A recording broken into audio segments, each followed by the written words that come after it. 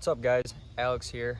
I'm here to give you a little bit of a tip on something you can do to possibly enhance your hunting property, something that's pretty easy to do, and that is putting in a water hole. Now this here, it's super cheap, pretty easy to do. A couple years ago I went to the store, I think it was Family Dollar, and bought this kiddie pool. It was only like 20 bucks, something like that. The idea is to fill it with water and hopefully give the deer something to maybe mill around on. Not necessarily make it like a focal point for them, but just something to give them something to catch their attention. Here in Michigan, you're not allowed to use, legally not allowed to use like deer attractants, no minerals, no bait piles, which can sometimes make things tough to kind of narrow down where they're going to be to get a bunch of trail cam pictures of them in the summer. An easy way around that is just give them something to stop at. And this water hole, that's kind of what the purpose is. I ran one 3 years ago, and we actually had a bunch of pictures in the summer of a couple of really nice bucks actually drinking out of it at the same time. So they do work. It's not necessarily going to be a main staple of like this is their destination water source, but it gives them something to stop at, maybe on their way out to a food source, something to just narrow them down so you're getting them in front of your cameras multiple times. This spot right here, it's a little bit of a staging area. We're only about 30 yards off the food plot. But on the other side of us, the ridge kind of dumps down right here, and it's just this little open bowl where it seems like they all kind of filter through.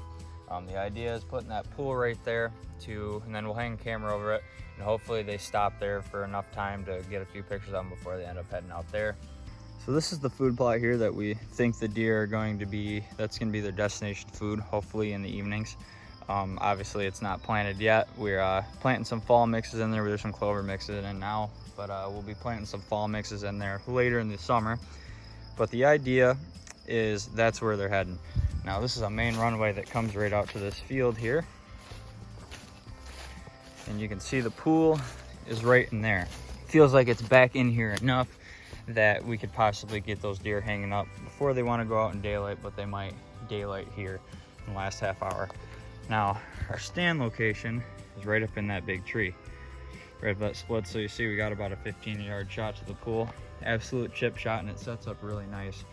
Now we expect the deer to come up off that thick ridge, work down here, through here, and then out to the field there.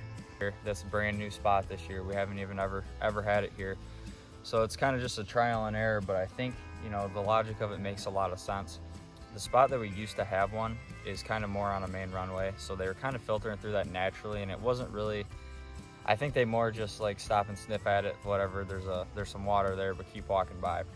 This spot right here has more of an early season feel where we're right backed up to the bedding, and they only have to go about 60 yards to leave their bedroom, hit that pool, and hopefully head out to the field after that.